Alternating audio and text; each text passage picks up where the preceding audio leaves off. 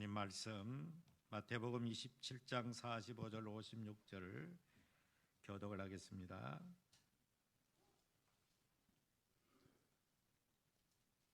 제6시로부터 온 땅에 어둠이 임하여 제9시까지 계속되더니 제9시쯤에 예수께서 크게 소리질러 이르시되 엘리 엘리 라마 사박다니 하시니 이는 곧 나의 하나님 어찌하여 나를 버리셨나이까 하는 뜻이라. 거기에 섰던 자 중 어떤 이들이 이르되 이 사람이 엘리야를 부른다 하고 그 중에 한 사람이 곧 달려가서 해면을 가져다가 신 포도주에 적시어 갈대에 꿰어 마시게 하거늘 그 남은 사람들이 이르되 가만두라 엘리야가 와서 그를 구원하나 보자 하더라.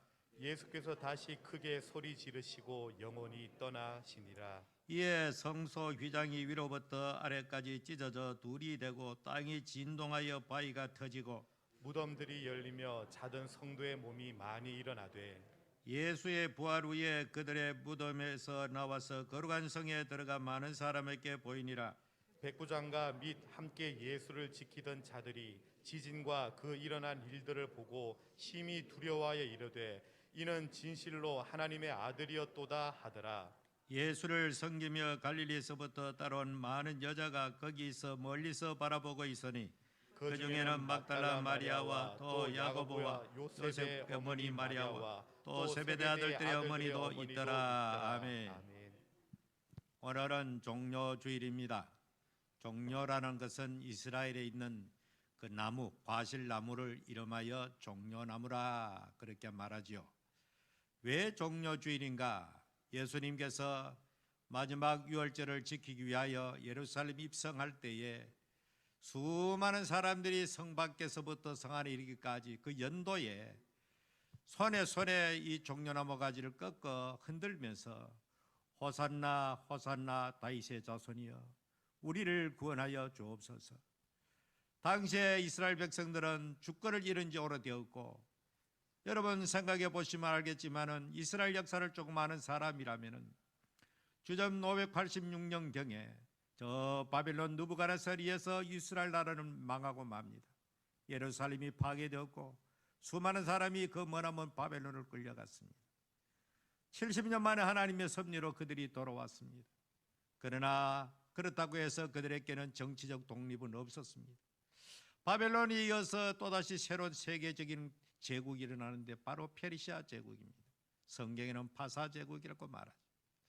페르시아 제국이 또 몰락하고 이어서 헬라 제국이 등장합니다. 알렉산더 헬라 제국이 등장하고 또 그 다음에 카이사르가 건립한 이런 로마 제국이 등장하는 가운데 계속해서 이스라엘은 그 제국들의 속국 속에 그들이 살았던 것입니다.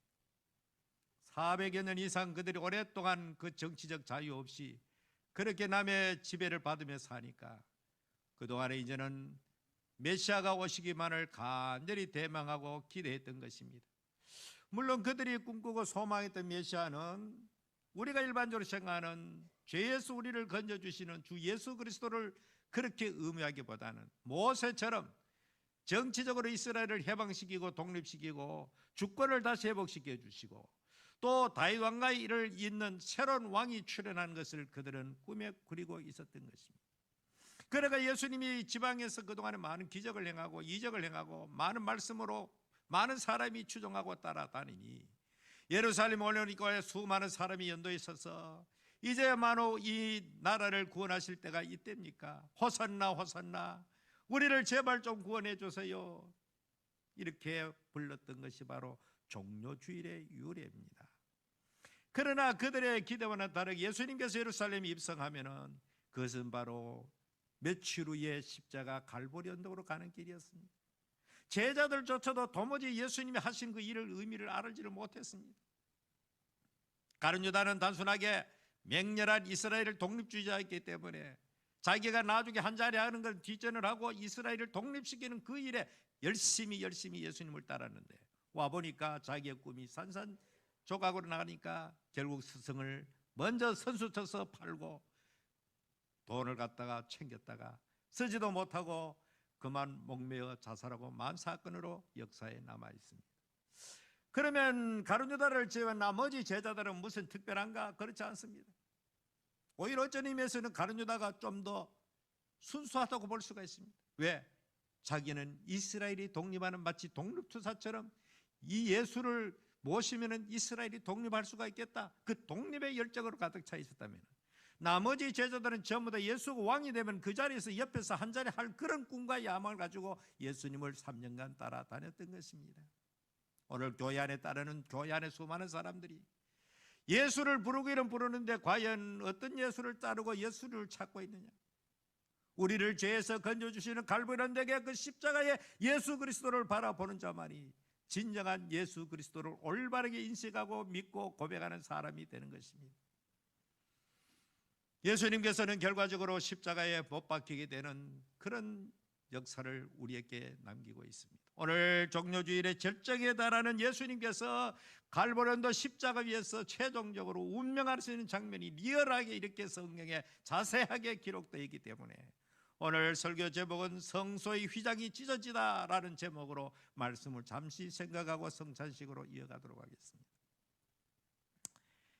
성소 안에 가면은, 성전 안에 가면은 중간에 이렇게 이 강대상을 기준으로 해가지고 생각하면 좀 이해가 쉬울 것입니다.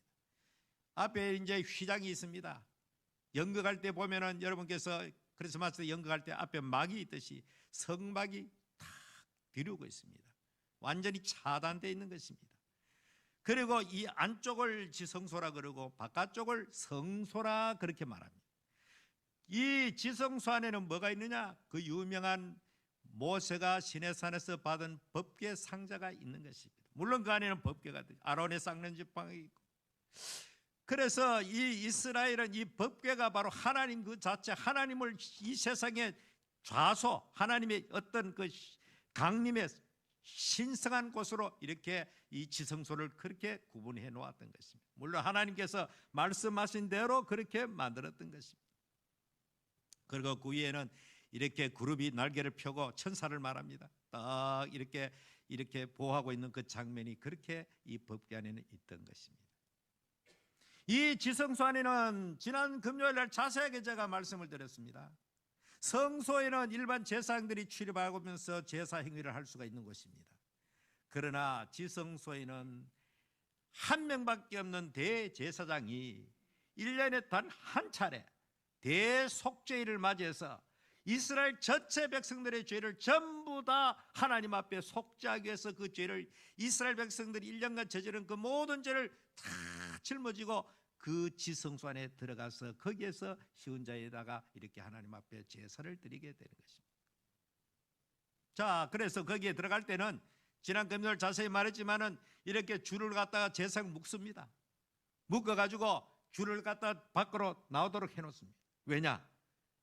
그 지성소 안에서 제사장이 혹시나 실수를 하거나 잘못해가지고 하나님 앞에 범죄해서 그래대로 하지 아니하면 하나님께서 쳐서 죽을 수도 있으니까, 죽으면은 일반 사람은 그거 못 들어가거든. 그래서 밖에서 그 사람의 시신을 끄잡아내기 위해서 줄을 묶고 들어갈 만큼, 그만큼 이 지성소라는 것은 지엄한 곳이요, 함부로 출입할 수 없는 곳이요, 대제사 1년에 한 번만 들어갈 수 있는 곳이요, 그것도 너무너무 엄장하고 엄숙하여 그렇게 들어가서 하나님 앞에 전 백성들의 죄를 대신해서 제사를 지냈다 하는 것입니다. 그러면 그 법궤가 무엇입니까? 하나님의 말씀을 상징하는 것입니다.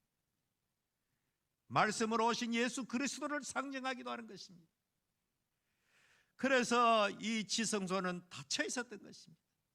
1년에 한 번만 열리고 단 한 사람만 들어갈 수 있는 곳, 그 누구도 함부로 들어갔다는 거기서 죽임을 당할 수밖에 없었던 것입니다. 그런데 놀랍게도 오랫동안 닫혀있던 성소의 휘장이 위로부터 아래로 찢어지면서 이제는 더 이상 성소와 지성소가 구분이 없이 공개되고 완전하게 열려지게 되었다. 언제? 오늘 이 성경 말씀 본문에 보니까 이렇게 말씀하고 있죠. 예수께서 다시 크게 소리 지르면서 영원히 떠나시니라. 그 다음에 뭡니까? 이에 성소의 휘장이 위로부터 아래로 찢어져 둘이 되고 땅에 진동하여 바위가 터지고, 예수님께서 육신의 생명이 이 세상에서 운명하시는 그 순간 성소의 휘장이 위로부터 아래로 쫙 찢어지면서 굳게 닫혀 있던 지성소가 열리게 된 것입니다. 그러면 오늘 이 성소의 휘장이 찢어질 의미가 무엇인가? 하나님과 인간 사이에 닫혀있던 장벽이 무너졌다, 그 말입니다. 여러분, 1989년 때 베를린 장벽이 무너진 역사적 광경을 뉴스를 통해서 여러분 보았을 것입니다. 2차 대전 이후로 전범국가의 독일을 갖다가 양분해서 소련이 동쪽으로, 서방연합군은 서쪽 베를린을 차지하고 베를린 한가운데로 이렇게 장벽을 쳐놨는데, 냉전이 붕괴되면서 그 굳게 닫혔던 장벽이 무너질 때 환호하던 그 베를린 시민들의 그 열화 같은 그 환호, 참 안타깝게도 나는 그때 무너지면서 우리의 휴전선 또 곧 무너질 줄 알았는데 아직까지 우리 휴전선은 그 상태로 그대로 닫혀 있는 것입니다. 장벽이 닫혀 있다는 것은 소통이 안 된다는 이야기입니다. 그야말로 얼마나 답답한지 알 수가 없습니다. 부부간에 한 집에 살면서 부부간에 소통이 없고 장벽처럼 닫혀 있다면 얼마나 괴로운 일입니까? 부모와 자식 간에 이렇게 소통이 안 되고 장벽처럼 닫아되면 그건 가정이 아니지. 사랑하는 성도 여러분, 예수께서 십자가에 운명하시고 죽으심으로 하나님과 사람 사이에 굳게 닫혀있던 장벽이 무너졌던 것을 말하는 것입니다. 히브리서에 말씀한 대로 이제는 누구든지 은혜의 보좌 앞에 누구든지 담대히 나갈지니라. 지성소의 대제사장만 1년에 한 번 들어갈 수 있는 곳을 예수 그리스도 대제사장을 힘입어서 만인 제사장 시대를 우리가 살고 있는 것입니다.